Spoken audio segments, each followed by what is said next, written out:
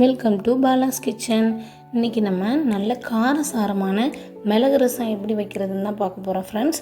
இப்போ வாங்க மிளகு ரசம் வைக்கிறதுக்கு ஃபஸ்ட்டு நான் ஒரு பெரிய தக்காளி, பழுத்த தக்காளியாக எடுத்து கட் பண்ணி வச்சுருக்கிறேன். அப்புறம் ஒரு லெமன் சைஸ் புளி, கொஞ்சமாக கல்லுப்பு, இதை வெண்ணி ஊற்றி ஒரு 10 to 15 minutes நம்ம ஊற வைக்க போகிறோம். இப்படி ஊற வைக்கிறதுனால அந்த புளி அப்புறம் தக்காளியில் உள்ள புளிப்பு எல்லாமே ஃபுல்லாக எக்ஸ்ட்ராக்ட் ஆகி வரும்.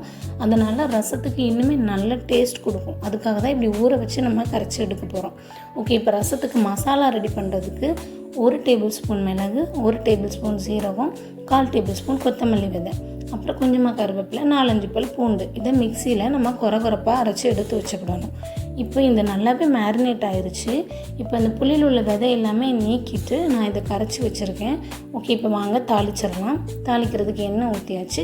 இப்போ கடுகு, வத்தல், கருவேப்பிலை 3 போட்டு தாளிக்கிறதுக்கு லேசாக கிண்டி விட்டுட்டு, இப்போ நம்ம அரைச்சி வச்சுருந்தோம்ல ரசத்துக்குள்ளே மசாலா, அதை இது கூட நம்ம ஆட் பண்ண போகிறோம்.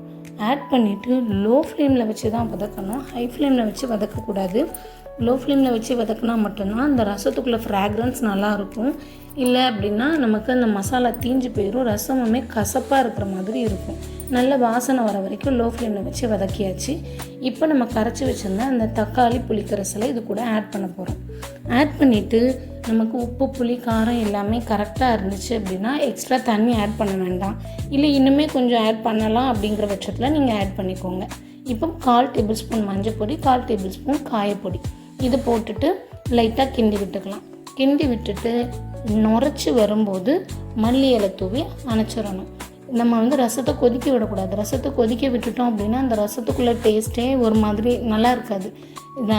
இந்த மாதிரி நுரைச்சி வரும்போது நம்ம மல்லி இலை தூவி ஆஃப் பண்ணிட்டாலே ரசம் நல்லாயிருக்கும். வீட்டில் குழந்தைங்களுக்கோ இல்லை பெரியவங்களுக்கோ இல்லை உங்களுக்கே கூட சளி, இருமல் இருக்கிற நேரத்தில் இந்த மிளகு ரசத்தை வச்சு சாப்பிட்டு பாருங்கள். தொண்டைக்கு ரொம்பவே இதமாக இருக்கும். நல்ல ஒரு ரெமெடி சளி, இருமலுக்கு. நீங்களும் உங்கள் வீட்டில் இதை ட்ரை பண்ணி பார்த்துட்டு மறக்காமல் எப்படி இருக்குன்னு கமெண்ட் பண்ணுங்கள். சேனலுக்கு சப்போர்ட் பண்ணுங்கள், சப்ஸ்கிரைப் பண்ணுங்கள்.